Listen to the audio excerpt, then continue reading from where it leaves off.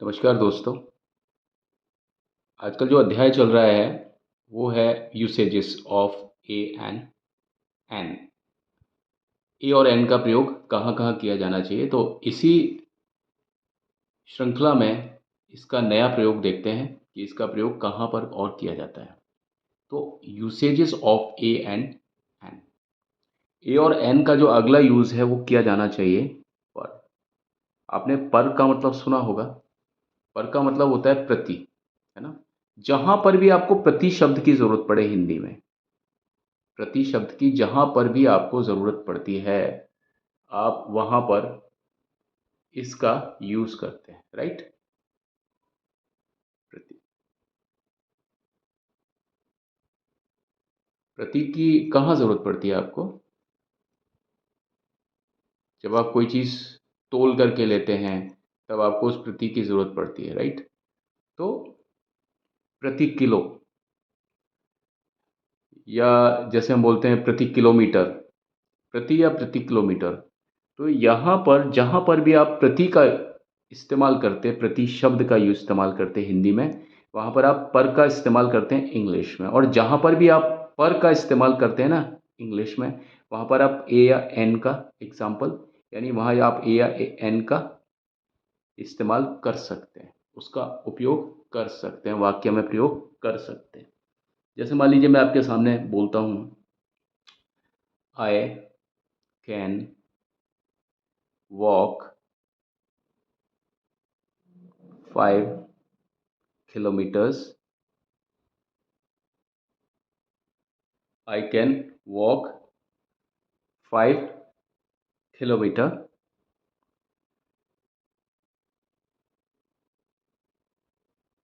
an hour. ठीक है, I can walk 5 kilometre an our. तो ये जो मैंने एन लिखा है, एन, आप समझिए ये ए और एन यहाँ पर है। तो एन का मतलब जहाँ पर आप इस तरीके से लिखते हैं एन, जहाँ पर उसका मीनिंग प्रति के हिसाब से लगाया जाता है ना? और याद रखना कि अगर आगे कोई माप है, माप, ये मापन है, मापन, ये कोई माप दिया हुआ है ना? माप कितना है? एक मेजरमेंट है, कितना है? 5 किलोमीटर, यानी एक माप कितना है? 5 किलोमीटर। और माप दिया हुआ है और पीछे दिया हुआ है समय। समय मतलब आर, ठीक? माप और समय के बीच में अगर एन लिखा हुआ है, एन, तो हम उसको पर लिख सकते हैं, ठीक है ना? वहाँ पर उस पोजीशन पर और एन एक ही है। और यहाँ पर एन क्यों लिखा है? क्योंकि हम यहाँ पर आर बोलते हैं इसको, ठीक? अगर मान लीजिए हम लोग ये लिखते हैं, rice sells 60 rupees a kilogram. अब आप देखिए यहाँ पर भी वही चीज़ है। ये आपका एक, आपने देखा यहाँ पर भी दो जो मात्रक हैं वो इधर लगे हुए हैं। यहाँ पर माप था और यहाँ एक समय था, ठीक है? यहाँ पर भी देखिए दो मापक लगे हुए हैं। कीमत है, ये है आपकी कीमत, और ये है उसका भाव।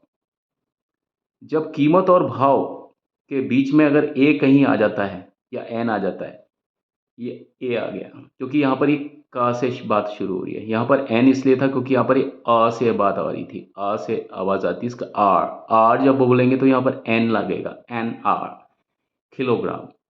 तो ये का से शुरू है, तो अ किलोग्राम।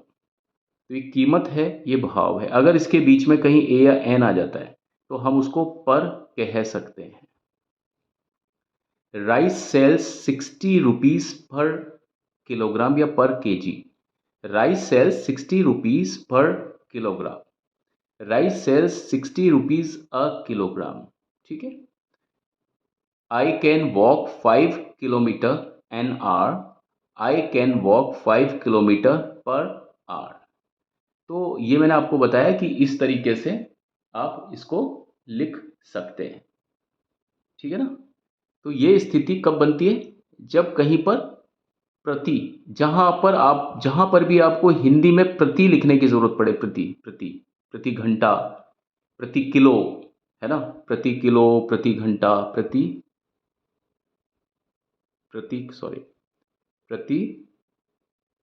किलो, या किलोग्राम, प्रति घंटा, प्रतिदिन,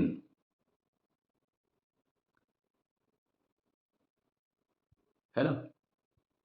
तो जहां पर भी आपका ऐसा होता है ना, प्रतिदिन मतलब a day, 5 kilometres a day, जैसे मान लीजिए मैं बोलता हूं आई कैन स्टडी